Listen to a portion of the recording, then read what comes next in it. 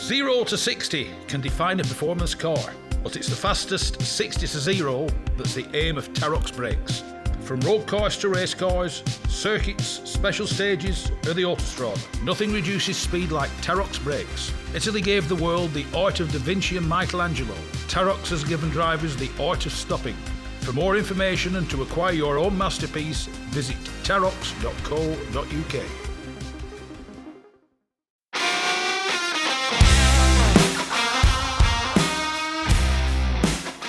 Yes, it's me, Mark Stone, and this is the Backseat Driver Podcast. It's the fastest, it's the friendliest, and it's for all the family. The Gas Shocks 116 Trophy and 120 Coupe Cup are the fastest growing race series in the UK, taking in 6 one-hour races and 8 sprints at all the top circuits. Visit 116trophy.com to find out more and get yourself behind the wheel.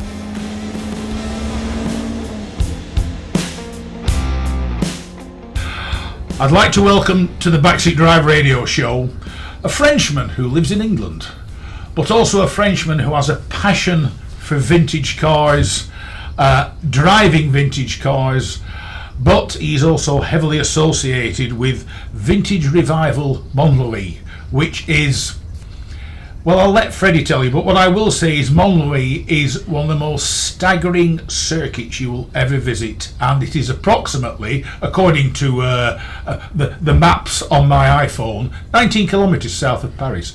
Freddie Frot, or Freddie Frot as everybody calls you, welcome to the Backseat Drive radio show. Hello, Mark.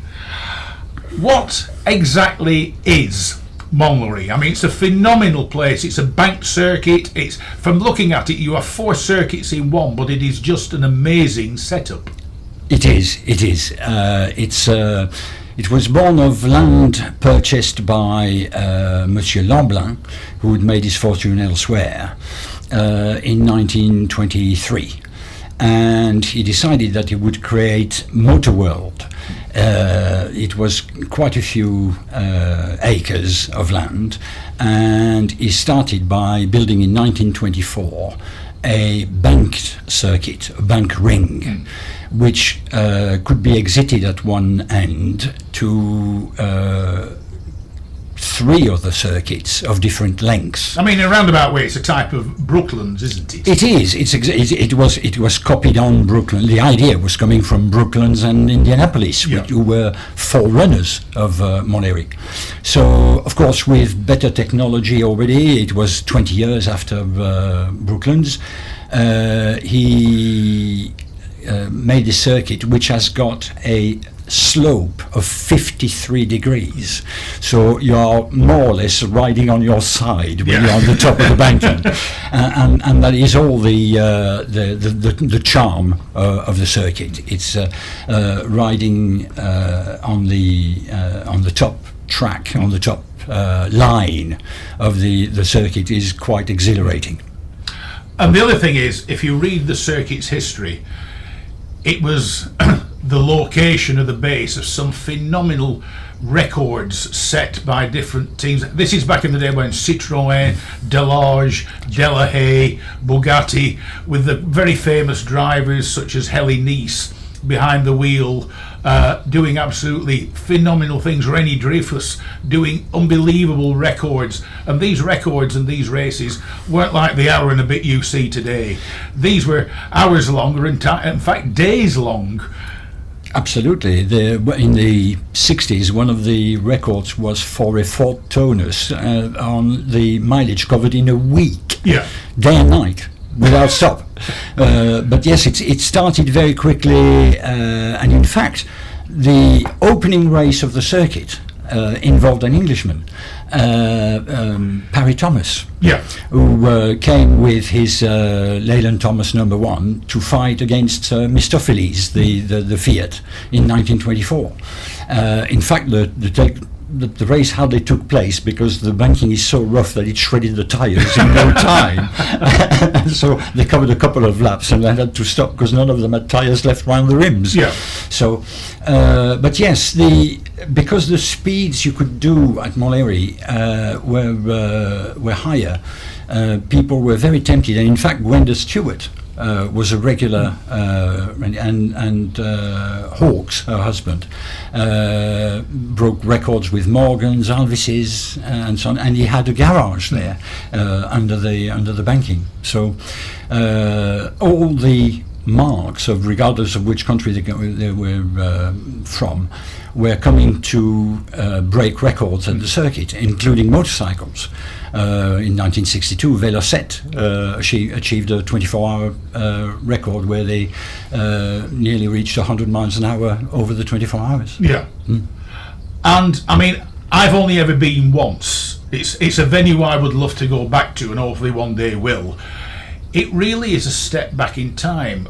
It's when you're within the banked area and you're at the pit lane, you're back in Belle Epoque. The designs, the buildings, everything. Seeing a Bugatti sat in the pit lane, or a Delage, or an Amilcar, or a BNC, it looks perfectly correct. You suddenly think you've gone back in time. Yes, absolutely. The access to the circuit is via little tunnels. The most famous one is the Jean Ridley one, who was linked with Alpine, Renault Alpine racing cars. And driving through that tunnel is like a warp, a time warp. When you emerge on the other side, if the cars are already running on the banking, the noise that you get from that ball and the atmosphere, the architecture, Art Deco of the control tower and everything, and you feel you're back in 1924 all of a sudden. It's you don't feel like it should be in colour, it should be in black and white, or sepia, when you pop out the other side of the tunnel. I couldn't describe it better. It's exactly that. Your vision should turn black and white when you get on the other side, absolutely. And that's all the atmosphere, because the circuit was in fact abandoned for motor racing in the 70s. The problem of a banking, of course, is that as you ride at 100. Well, the problem is you tend to pop off the top, don't you? Because it's not unknown. It's never happened at Montlhery. It happened at Brooklands, but the 53 degrees actually tend to throw you back in.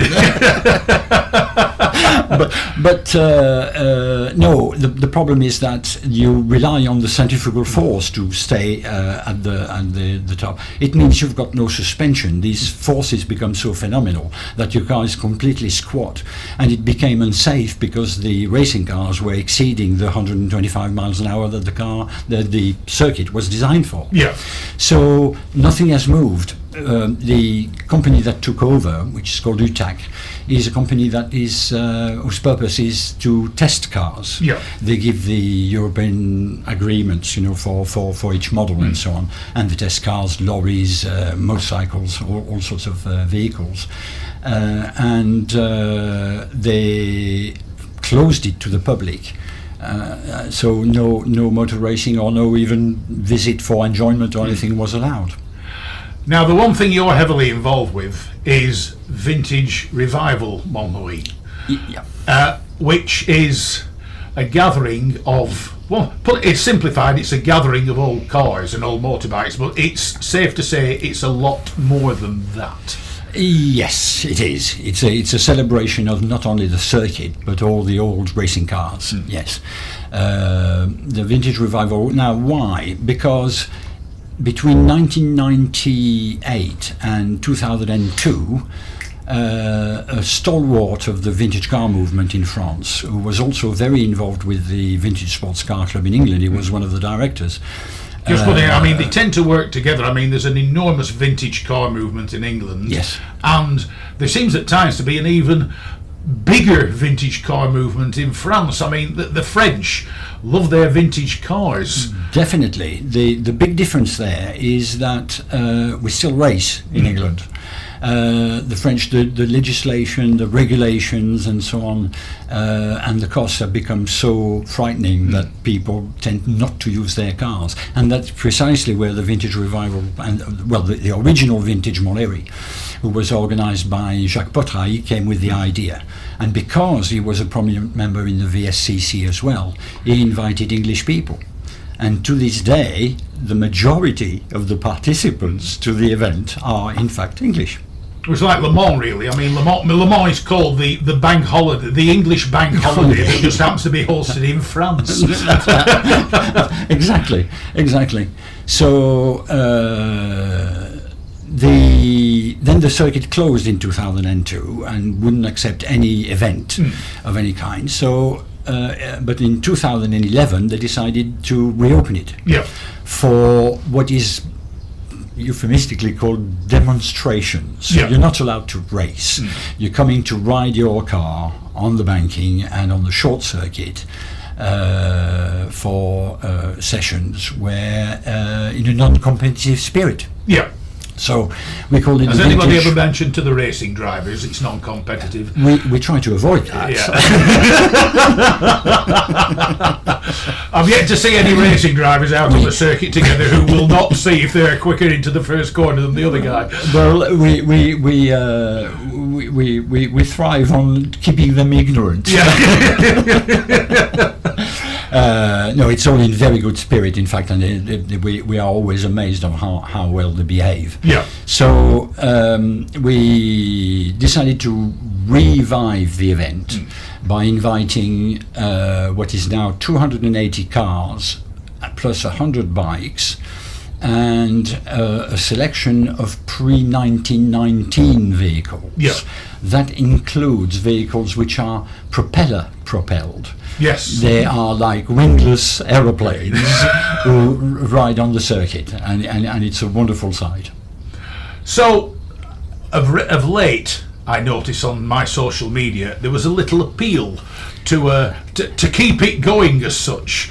I mean, the one thing we all know is people who race or demonstrate their vintage racing cars or vintage cars and enter these events, it is not a cheap pastime.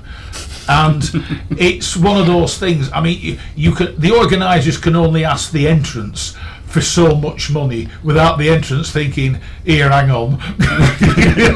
Well, that's very true. That's very true. However, the Vintage Revival Mony is in fact run by an association, which is a non-for-profit, and that is the whole difference. Well, there are. I think I've run my entire business life like that. So have I. So we're not there for making any money, and the way we decide on the cost for the participants is very simple. We are being charged for renting the circuit a certain amount by UTAC, and we divide that by the number of participants, and everybody, absolutely everybody, there is not one participant who hasn't paid his fee. So the more participants, the cheaper it gets, technically. Yes, the snag in that one is that we're limited to 280 cars. Yeah. That's as many as we can cram in, in any weekend. Because what we do is we allow each participant to have 4 runs. They're in groups of different speeds and different types of cars. Of 35 cars or 45 bikes, and we let them run for 20 minutes at a time on the circuit. Yeah. Which circuit do you use? Because you'll use the banked bit. You use half of the banking, and when you come to the end of the pit straight, you actually exit the banking and you go on the 2.5 mile circuit. Yeah. So it's 3.5 kilometers, and it includes a series of bends which are quite challenging in reality, and also in a desperate attempt at slowing them down, a few chicanes, which seems to have very little effect on their speed. So I noticed one thing: you watch any footage of what you might call modern day Montlhery, and from the banking they're brought back down off the banking round a chicane, and then they're allowed back up on back onto the banking. That's right. Which will slow them down somewhat. Yes, and one of the challenges is that one of the chicanes is in the middle of the half circle of the banking. Yeah. So you're riding at 53 degrees, and then you've got to dive into a chicane that is on the inside of the circuit, and then climb up again, and that can be fun. Yeah. Now, I mean, the cars that attend. How many of the cars that attend were there in period? They were racing at Montlhery when it was, shall we say, late 20s, early 30s. are you able to attract a lot of the original cars that attended? Oh yes, we do. In fact, a lot of them, not necessarily that car, but the same model, are racing at Montlhery. I can name you, for instance, that one of the Bugattis that comes there came second or third, I can't remember exactly, at the Grand Prix de France 1925. Yeah. And that car has been back to the circuit regularly. And we had an Alfa 308C, which in 1939 broke the record for the speed on the ring only. Yeah. Yeah. Now, I conclude, looking at it, and from when I was there, a lot of the banking is like, as Brooklands was, it's like concrete section. So it will be a bumpy ride, will it not? Or have they been able to smooth it out a bit? Well, it was slightly more comfortable than Brooklands. It didn't have those huge jumps where you see photographs with all four wheels off the ground. Yeah. The famous photograph of the Bentley and Napier. So the surface is better. However, when you have no suspension, it doesn't matter how smooth as the track is. You're going to jump and be ruffled about. Yeah, indeed. What do you drive there? Because I know you have one of your passions, because I see on social media, are cycle cars. Now, cycle cars are an unusual thing, aren't they? It's a lot of the time in certain cycle cars, the driver sits behind the passenger. Yes. And the engine tends to be a small one, occasionally just stuck out at the side. Yeah. I mean, is that a correct description of a cycle car? Yes, it is, but there's also a definition. The cycle car was born of both the French and the British government deciding that to encourage people to buy a motor car, because we were encouraged in those days to. Unlike today. Unlike today, they created a class of taxing where if your car was less than 350 kilos, if it was, or 500 weights. Sorry, not 700 weights. If it was two-seater only maximum, and if it was less than 1100 cc for the engine, you would only pay a £10 tax. Yeah. So immediately a gaggle of inventors decided to create their cycle cars. So they are the most wonderful, varied solutions to the problem of making a car go under its own steam. Yeah. And some of them were successful and some of them were very fast. I mean, the model that most people will realize is a cycle car is a Morgan three-wheeler. Yes. Only three wheels, because that's more economical. It meets all the criteria for the tax. But with a decent Jap engine, it can reach 100 miles an hour. Yeah. So, and trust. From a pot of tea to TT motorbikes. From a classic English breakfast to a full serving of classic cars. Bridge House Tea Rooms is the Northwest premier classic car meeting location for cars, bikes, tractors and owners clubs.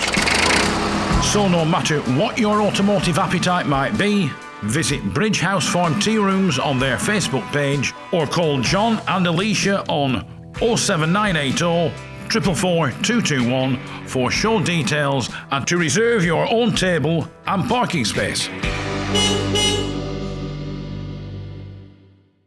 On the banking, that is already a challenge. And I conclude this harks back to the day when at one point France had over 200 car manufacturers. Yes. There's not quite that many now. In fact, they've all been absorbed by one great big Italian-based lot.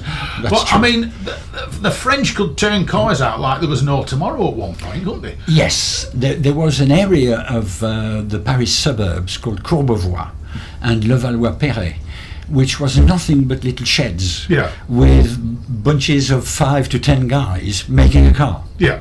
And you could go down some of the streets where the subcontractors, the suppliers, were making engines, front axles, radiators and everything, and you could literally go do your shopping and build a car at the end.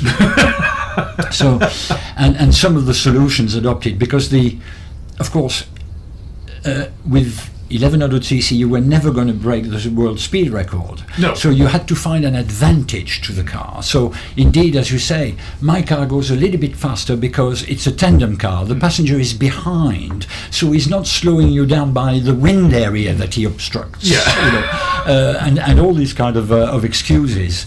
There are cars like the Lafitte, where in effect you drop the engine at an angle in order to change gear.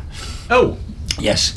It has a transmission where you're rubbing a sphere against a cone, yeah. and by varying the point at where the contact is made, you can have different ratios, yeah. an infinite number of ratios. So you saw that. Of course, the clutch was so made out of DAF weren't the first ones with this. Because no, absolutely not, absolutely not. Everything was invented at the time. So all these little cycle car, and that's where the Revival Montlhery comes in, because nobody races these cars anymore. I get the feeling you have to be a brave man to get in one at times, haven't you? You're certain. Well, I think you need your brains removed first, but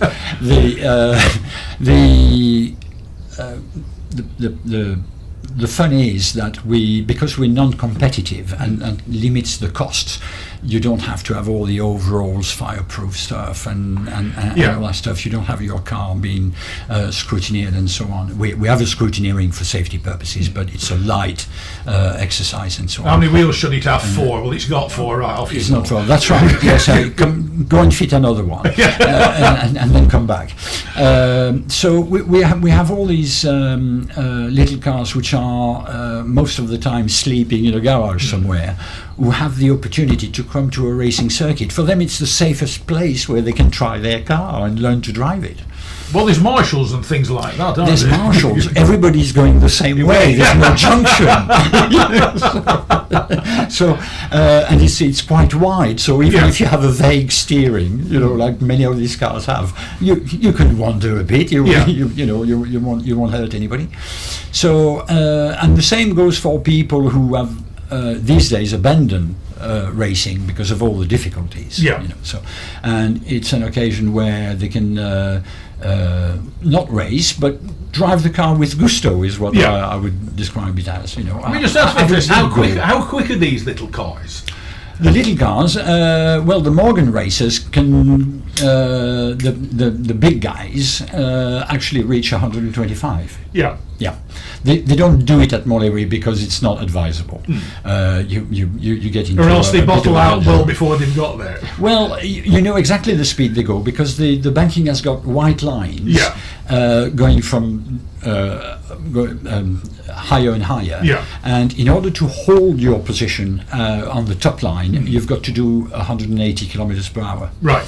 So that's 100. Not 100. Sorry. It is 110. Yeah. So you. If they're up there, they're doing 110 mile an hour. Correct. Yeah. Otherwise, you would be sliding down. But that's the fun, and that's why it's an event which is so good for spectators as well. Yeah. If you go there because you haven't got a vintage car but you want to see them in action, then it's the ideal place. If memory serves, you can stand on top of the pit building. Correct. And you have an absolutely staggering 360-degree view all around the banking. Almost, yes. Yeah. There are a few trees obstructing one area, but generally you can see the whole of the circuit. Yeah. So, but as I said, my social media tells me that you and your son Rufus are well known for using your cycle cars here in the UK. I mean, when do you get to use them? When he doesn't work for Rufus. But I'm lucky and retired. We are more or less banned off the road by the grit in the winter. The cars which don't appreciate salty water, so we've got to be very careful with that. So I would say from Easter to November, the cars are usable, and we're blessed here in the northwest to have the Ribble Valley, where there's very good little empty roads. So which would be roads that the cars would have been used to, really. Exactly. I think the other thing is, from what I've seen, you've got to have a little toolkit with you, because these cars enjoy not proceeding periodically, don't they? You must have followed us.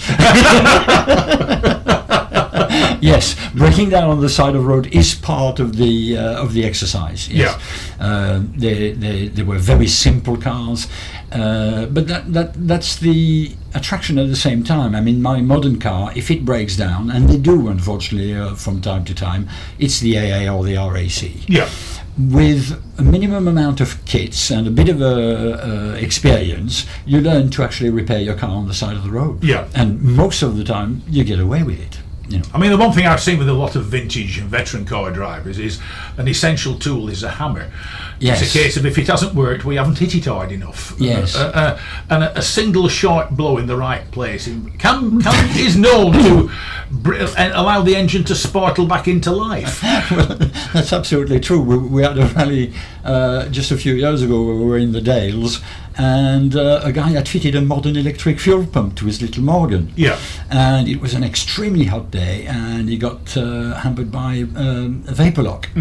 And a simple knock on the fuel pump with a spanner revived it to life. Where does this passion for vintage cars and driving them on a frequent basis come from? Well, oddly enough, with a car that wasn't vintage at all at the beginning, my parents, who were quite original, quite cranky, bought as the family car a Morgan. Yeah. Was this in Paris? In Paris, in 1968. And the journey backwards started there. We enjoyed it so much that we bought more Morgans and more older Morgans. We didn't renew it by a modern one. We would look for a previous model, and yes, until my father acquired a three-wheeler. Yeah. But we got all the models. Until it was a case of we can't go any older. They didn't build them after that. They hadn't started building them then. No, that's right.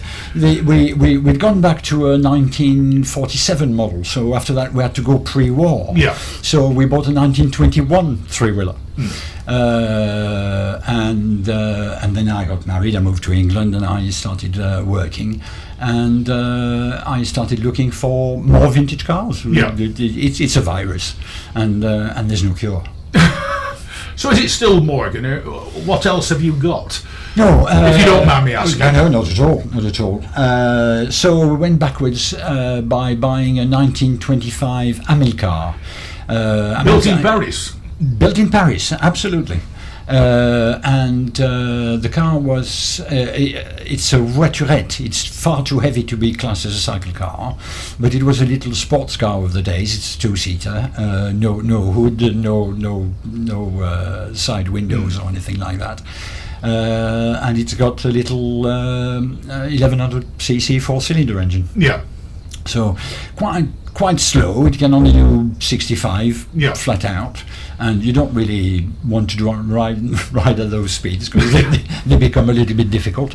But a very, very good light car at the time, and a good quality, good build. Yeah. So I bought that. Then the opportunity came through a friend to buy a little bébé Peugeot, a 1913 car. That is a car that remained famous because it saved its designer, who was Ettore Bugatti. I was just going to say it was a car designed by Bugatti. Exactly. Much to everybody's surprise. That's right.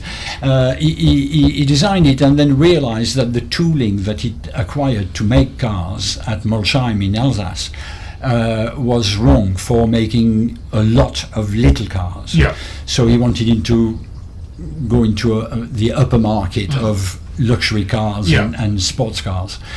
So he sold his license at a time where he was financially in extreme difficulty. At the last minute, at the last hour, he managed to sell his license to Peugeot, who was looking for a mass-produced car. And between 13 and 14, just before the First World War, they managed to produce 3,000 cars, which at the time was an enormous quantity. That's a phenomenal quantity. Phenomenal quantity. They'd never produced as many models as that before. So, and we're lucky, about 100 have survived. Yeah. So, and one of which, its memory serves, sits in the Bugatti Trust down at Prescott. Does it not? That is correct. The chairman of the Bugatti Trust actually owns that car. Oh, yes. Yeah. So, what's the, as a Frenchman, what's the passion for a Morgan? Because there's a lot of French cars to choose from. Well, little funny anecdote there. My mother had bought her father's 4CV Renault, and the car was on its last legs a few years later. And my father said, well, we need to replace the car. I've had the word with the garage and they say they can't do anything this time. So because I've got a company car, you can have the car you want. Yeah. We've got the money, you buy. Well, I want a car with a long bonnet and a leather strap to hold it down. Now, we did explain in 1968 that nobody did any cars like that anymore. She was thinking she was Rita Hayworth and the Duesenberg, so... but my brother, who was the car petrol head, said, well, they do actually, there's the Morgan. And that year, Morgan was in extreme difficulty. The American market, which represent 50% of their sales at the time, had introduced the new laws of emissions and accident, and banned the Morgan from being sold in the US. Oh. So out of the 600 cars they were making, 300 were coming for sale. Yeah. So the Paris agent said, well, you can send me as many as you want. They lowered the price. They exhibited at the Paris Motor Show, where we attended, and we bought one of the cars. Yeah. For, at the time, the price of the Morris Oxford. So the passion for Morgans and British cars was born then? Was born there and then, yes. Only because you were still making cars with a leather strap. And very quickly, my brother and I got our driving license, and my parents were generous enough to let us drive the car wherever we wanted. Yeah. We did trips to Yugoslavia. We were going to the alpine ski resorts with it, and so on. It was the everyday car. Yeah. We drove it absolutely every day. And the Parisians will think you were all extremely eccentric. Yes. And they still do. Do you own a French car? No. My regular car is a German one, but oddly enough, the 3 cars I own are French originally, because the 1921 car is in fact a Darmon, and Darmon was a guy who was building the Morgans under license in Paris. Oh, right. Yes, so he was even buying the chassis from England. They were being imported, but on that he was putting his own engine, he was putting his own bodies and wheels and so on. So, but he always referred to Morgan as the make of the car. Yeah. He only claimed to be the constructor. Vintage Revival Montlhery. How often does it happen, and how can people get involved, and how can they make their little donation to make sure it continues? That would be very nice. The Vintage Revival is every 2 years, so it's just taken place this year. It is always on the first half of May. Yeah. So it will be May 2024 next time, which happens to be the centenary of the circuit. Yeah. By the way, so it'll be a bigger extra celebrations. That's right. To get involved, there's several ways. I mean, either you want to participate. In this case, you go on the website and apply, fill in a request. You need to have a car which is a sports or race car from the dawn of motoring to 1940. Yeah. And you or you want to be a spectator, and you'll be more than welcome there. You can again go on the website and buy your tickets from there to participate. It's only €20 for the weekend per person, or €15 a day. Yeah. there might be a small increase. We don't know yet. It's not been fixed yet. Or you can even help us a little bit better and go on the Vintage Revival Mony website and become a member of the association. Right. Or make a small donation, or even a big one if you want. So what's the website? The website is vintagerevival.fr. Yeah. Vintage-revival.fr. Yeah. Yeah. But if you put revival, Vintage Revival Montlhery on a search engine, it will guide you there anyway. Freddie Frot, it's been a pleasure chatting to you. Thank you very much for joining me on the Backseat Driver radio show. Thank you very much for having me.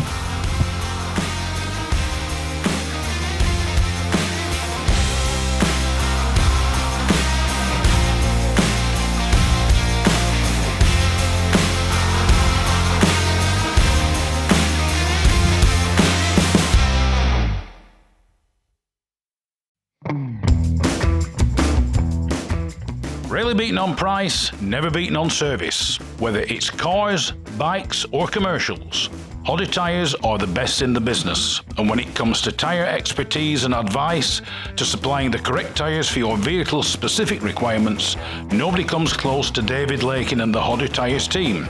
So give them a call on 01200 613 192 or visit the website at hoddytyres.co.uk.